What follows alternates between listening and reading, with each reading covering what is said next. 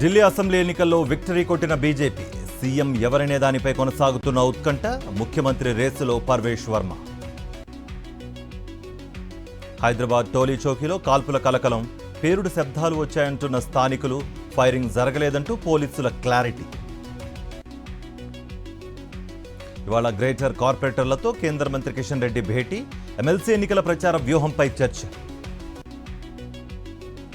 ఇవాళ బీసీ నేతలతో మాజీ మంత్రి కేటీఆర్ భేటీ. కులగణన, స్థానిక సంస్థల్లో రిజర్వేషన్లపై నేతలతో చర్చ. గ్రామీణ పేదలకు ఇళ్ల కేటాయింపులో చంద్రబాబు విఫలం. కేంద్రానికి ప్రతిపాదనలు పంపడంలో సర్కార్ వైఫల్యం. 18 రాష్ట్రాలకు 84.37 లక్షల ఇండ్లు కేటాయించిన కేంద్రం. ఏపీకి కేవలం 500 ఇళ్లు మాత్రమే మంజూరు. జనసేన నేత కిరణ్ రాయల్ మోసం చేశాడని లక్ష్మి అనే మహిళ ఆత్మహత్యా యత్నం. తనకు 1,20,00,000 నగదు రావాల్సి ఉందని, ఇవ్వమంటే బెదిరిస్తున్నాడని ఆవేదన. తెలంగాణలో కొత్త రేషన్ కార్డుల జారీకి బ్రేక్ వేసినట్లు ప్రచారం. నిలిపివేయాలని ఎలాంటి ఆదేశాలు ఇవ్వలేదని ఈసీ స్పష్టం. తెలుగు రాష్ట్రాల్లో భగ్గుమంటోన్న బాణుడు. మధ్యాహ్నం సమయానికి అత్యధిక ఉష్ణోగ్రతలు. నేడు తిరుపతిలో శ్రీవారి దర్శనం టోకెన్లు జారీ. మహతి ఆడిటోరియంలో జారీ చేయనున్న టీటీడీ అధికారులు. రేపటి నుంచి 4 రోజుల పాటు మోదీ విదేశీ పర్యటన. రేపు, ఎల్లుండి ఫ్రాన్స్, 12, 13 తేదీల్లో అమెరికాలో టూర్. రేపు ప్రధానమంత్రి పరీక్షా పే చర్చా కార్యక్రమం. ఒత్తిడి తగ్గించడంపై విద్యార్థులతో మోదీ ముఖాముఖి. బెంగళూరులో మెట్రో ఛార్జీల పెంపు. కనిష్టంగా 10, గరిష్టంగా ₹90 అధికం.